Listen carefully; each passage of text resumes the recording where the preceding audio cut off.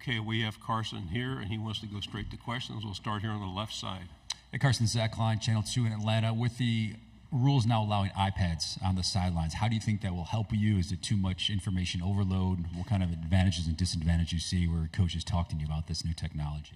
I actually didn't know that, so that's my first time hearing that. I'm actually super excited about that. That's super cool. I think going back and watching film this past year, I almost wish that we did have iPads on the sideline because there's so many different situations that happen throughout a game. But when situations repeat, a lot of defensive coordinators end up going back to what worked before, and they'll repeat calls. So, being able to see those things and maybe even having like a little I guess you have like one step, or it feels like you might have one step on a defensive coordinator. If you see the look before, if something doesn't go right, they might go back to it, which happened a lot in our games this past year. So I think that'll be super cool to add that and be able to see that. Second row on the right. Carson, Corey LeBounty with WNSP 105.5 in Mobile, Alabama. In 2022, you were a backup in the national championship game, and in 23, of course, you were a 14-game healthy starter. Talk about your progression as a quarterback and being able to stay healthy, how important that is. Yeah, I think when you have such a good offensive line, I think we have a very strong offensive line, one of the best in the country, if not the best, in my opinion.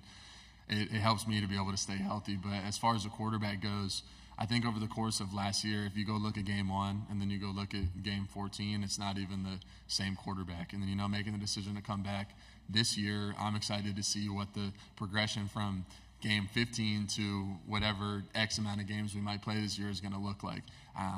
Each game, more confidence gets built, and that repetition continues to happen. You just become more comfortable within your offense and with your teammates and during the game. So very excited to see that progression, continue to unfold. Left side, back row. Dan Peck, ESPN 106.7 in Auburn. A couple of your top targets from last season are in the NFL now, Brock and Ladd, among others. Who do you anticipate stepping up among the wide receivers and tight ends this season? Yeah, I think there's so much depth on our offense and there's so much talent that there's not one or two names that I could really pronounce right now. I'm actually, which makes me excited as a quarterback. I'm very excited to see who those guys are going to be that step up and make those big-time plays and those big-time moments. We have a lot of big games coming up this year, so who's going to step up? Who's going to be that guy? Who's going to be the go-to guy? Or is there one? Is everybody, going to, contribute equally, which is kind of what we saw last year. There's a lot of guys that stepped up in different games and contributed, so super excited for, the depth that we have and all the talent that we have on offense. Front row, right side. Carson, Eric Bailey with the Tulsa World. For Oklahoma's football team and Oklahoma fans, can you describe how tough a road game is in the SEC for Oklahoma? And also, what is the toughest road game you've played in the conference? Yeah, obviously playing on the road in the SEC is very difficult. Every single game is going to be packed out, And, being a top team in the country like we have been these past couple of years, they're going to show up and they're going to give you your best, Every time we walk into a stadium, we know that we're going to get their best, and we know that that stadium is going to be packed out. It's going to be loud. It's going to be difficult. There's going to be communication problems, but, you handle that in practice. You practice that, and then once you get in the game, you're comfortable with it. But obviously an SEC schedule is very difficult. I'd say the hardest road game was my first one, was at Auburn. I'd never been on the road before as a starter. Obviously, I had experienced road games from the sideline, knowing how loud it is, but it's different when you're in the heat of it, when you're thrown into the fire and you have to be the one to distinguish the fire. So, but I'd say Auburn, that was definitely, it was very fun. I'll say that, although difficult, very fun, and I definitely enjoyed playing at that stadium. Left side, and then pass it to your left. Okay. Tyler Shaw with KBTX and College Station. Texas is another team joining the SEC, and they're on your schedule. Just kind of how much are you looking forward to welcoming them to the league? And then in the past, in the Big 12, it was a penalty for horns down. The SEC, that's not the case. Is that kind of popular horns down gesture, something you and your teammates would maybe like to utilize? I think Coach Smart would be upset if we did that. We'll stay away from that one. But no, obviously, we do have them on the schedule. I'm very excited to play at that state. I've never been there before. I never visited, never seen it. So very excited to play them. Obviously, a very talented team, and obviously we have a tough schedule coming up, and we have some big road games against some really talented teams in cool environments. So I'm always excited to go on the road and experience someone else's environment. And yeah, I know we have a good schedule coming up. I'm excited about it. Right side of the aisle and then pass it to your left.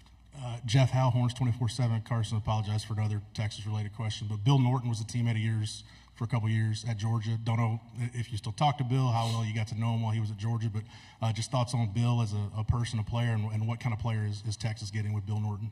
Yeah, I think we had a pretty good relationship whenever I was at the University of Georgia. So actually my first visit, he was on his official with two other guys that he came in with initially. So that's actually one of the first people that I met at the University of Georgia. But I think he's a great player. He's a great guy. We always had a good time whenever we were together. So Left side of the aisle. Hey, Carson, Dean Legge from Dog Post. You've got some ink on your left leg that says "Sky's the limit" with this. I think the shuttle. I don't know if it's Challenger or what. Why'd you go with that, and what's the semblance for you? yeah, I think it's self-explanatory for me. Like sky's the limit is like there is no like as far as like progressing and getting into like where I want to be, like there is no limit, you know. So like if you shoot for the sky, there is no ceiling, you know.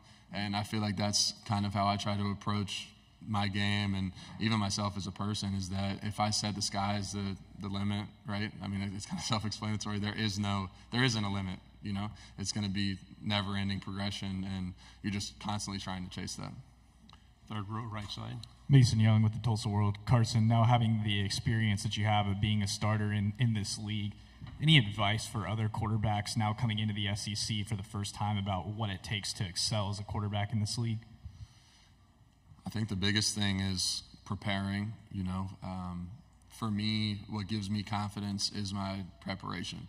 So if I prepare the right way on Monday, Tuesday, Wednesday, Thursday, Friday, and then I'm confident going into the game because I don't have anything to worry about. There's no flaws, there's no this. Like I might need to look for this look or look for that, but I think having that preparation aspect is going to give you confidence once you go into the game because it's going to be difficult.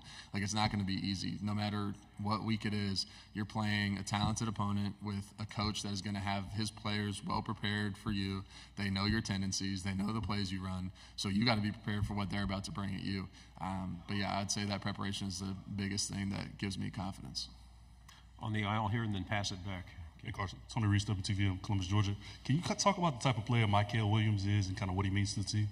Yeah, absolutely. I mean, Michael is truly like one of the most talented, gifted athletes that I've seen come through the University of Georgia, and that's a lot, you know, given the guys that have come before him at his position. But I mean, he's a top dog, you know. He's gonna make plays in the backfield. He's gonna shed blocks. He's gonna be able to pass rush, and him having that ability to play on every single down and have such an impact that he has is what makes him such a great player. And then beyond that, the guy that he is, the person that he is beyond the football field makes him even better, in my opinion. So, no, he's a great guy.